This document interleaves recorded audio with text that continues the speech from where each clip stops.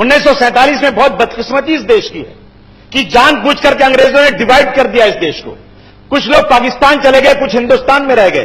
अध्यक्ष महोदय, उस वक्त दिल्ली के जामा मस्जिद से मौलाना अबुल कलाम आजाद ने तकरीर किया था कि मुसलमानों मत जाओ इस मुल्क को छोड़ करके, ये तुम्हारे बाप दादाओं का मुल्क है, तुम्हें ताजमहल का हाउस में पुकार रहा है, तुम्हें लाल किले की दीवारें चिल्ला चिल्ला कर रोक रही हैं, तुम्हें जामा मस्जिद का मीनारा पुकार रहा है, ये तुम्हारे बाप दादाओं का मुल्क, ऐसे छोड़कर मत जाओ, तुम्हें यहां इंसाफ मिलेगा, यहां का संविधान बनेगा जिसमें हिंदू मुसलमान सिख ईसाई अमीर गरीब सबको एक नजर से देखा जाएगा। मगर आज क्या हो रहा है इस देश के अंदर?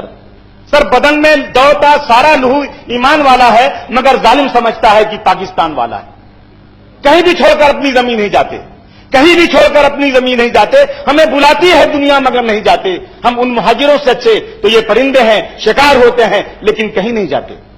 इस मुल्क में संविधान बना कि हिंदू और मुसलमान को एक तरह का उनके साथ हिसाब होगा।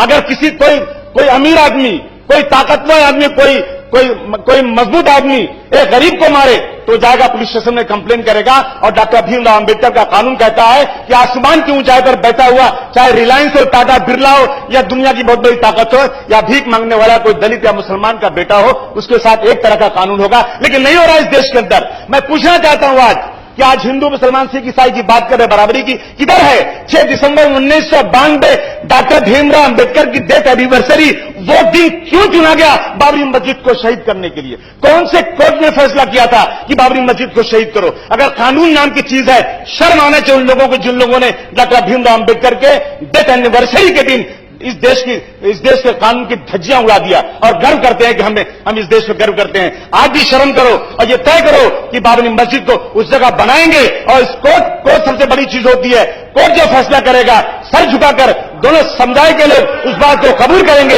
ये देश के अंदर होना चाहिए।